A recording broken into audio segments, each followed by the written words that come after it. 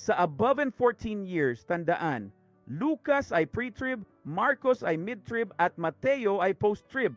Inihayag ito sa 2 Corinto 4:2 kung saan ang bawat bahagi ay konektado sa tribulation. Ang Lucas para sa pre-trib, Marcos para sa 7 taon ng mga tatak, at Mateo para sa mga trumpeta. Ipakikita ko ang isa pang pagkakaiba sa Synoptic Gospels na nagpapatunay nito.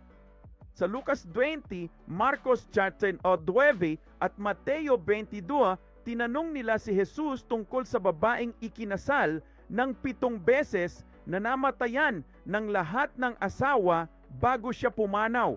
Ano ang mangyayari kapag siya ay nasa langit na? Mababasa mo sa Lucas, napakaganda nito. Kapag binasa mo sa Lucas, sinasabi nito, yaong mga itinuturing na karapat-dapat sa mundong iyon quit at sa muling pagkabuhay ng mga patay. Sa kasulatan, ang itinuturing na karapat-dapat ay nasa Lucas 21:30 lang.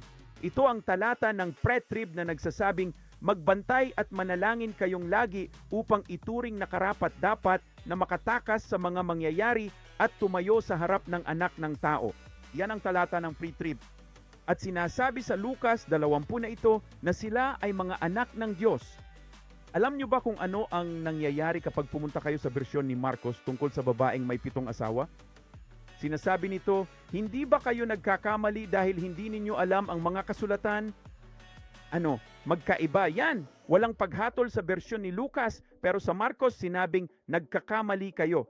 Ano naman ang nasa bersyon ni Mateo? Sinasabi nito, nagkakamali kayo dahil hindi ninyo alam ang kasulatan. Konektado ito sa pagkakaiba ng mga ebanghelyo. Sa Lucas, noong nasa krus na si Jesus, ang huling sinabi niya ay, Ama, sa iyong mga kamay, ipinagkakatiwala ko ang aking espiritu. Ang pre-trib mapupunta sa bisig ng Ama. Pero ano naman ang sabi nito sa Marcos at Mateo? Ama, bakit mo ako pinabayaan? Pareho sa Marcos at Mateo. Bakit? Dahil ang forsaken ay nangangahulugang naiwan. Naiwan ang bahagi ni Marcos sa mga tatak at kay Mateo naman hanggang sa mga trumpeta. Nakakamangha talaga ito. Panoorin ang mas mahabang bersyon para mas maunawaan. Pagpalain kayo nito.